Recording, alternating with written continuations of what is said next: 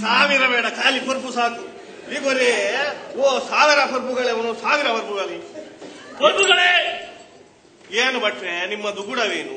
ನೀವು ಮೀನನ್ನು ತಿಂದು ಅಥವಾ ಮುಟ್ಟೆಯನ್ನು ಯಾಕೆ ಹೊರಗೆ ಬಿಸಾಡುವುದು? ಅಲ್ಲೇ ದವನ ಇಲ್ಲ ಪರ್ಸು ಬಳೆ ತನಕ ಅದೇ ಉದಬೇಕು ನಿಂತ. ಈಗ ನಾವು ಆಯ್ತದೆ, ಮೀನು ತಿಂದು ಅದರ ಮುಟ್ಟೆಯನ್ನು ಯಾಕೆ ಬಿಸಾಡುದು? ಯಾಕೆ ಬಿಸಾಡುವುದು ಭಟ್ರೆ? ಯಾಕೆ ನಮಗೆ ಮುಟ್ಟೆ ತಿನ್ನಲು ಆಗೋದಿಲ್ಲ, ಅದಕ್ಕೆ ಬಿಸಾಡುವುದು. ಹಾಗಲ್ಲ ಪರ್ಪುಗಳೇ, ಹಾಗಲ್ಲ. ನೀವು ಬಿಸಾಡಿದ ಮೀನಿನ ಮುಟ್ಟೆ ತಿಂದು ನಮ್ಮ ಬಾಲುವಿಗೆ ಶುರುವಾಗಿದೆ.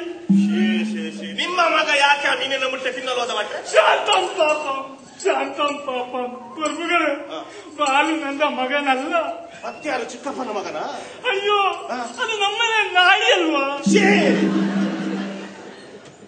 ಭಟ್ರೆ, ನೀವು ಬೇಜಾರು ಮಾಡಬಾರ್ದು. ಇದರ ಬಗ್ಗೆ ನಾವು ಬಂದೋಬಸ್ತ್ ಮಾಡ್ತೇವೆ. ಖಂಡಿತವಾಗಿಯೂ ಇದರ ಬಗ್ಗೆ ಶಿಸ್ತು ಕ್ರಮ ತಗೊಳ್ತೇವೆ. ನೀವು ಹೋಗಿ ಭಟ್ರೆ. ಶಿಸ್ತು ಆಯ್ತು ಭಟ್ರೆ, ನಾನುಂಟಲ್ಲ, ನಿಮ್ಮ ಮುಟ್ಟೆ ಪ್ರಶ್ನೆ ಅಲ್ವಾ, ಮಾಡ್ತೇನೆ. ಅದಕ್ಕೆ ಏನು? ಹಾಗಾದ್ರೆ ನಾನು ಬರ್ತೀನಿ. ಹಾಗಿದ್ದು ಬರ್ತೀನಿ.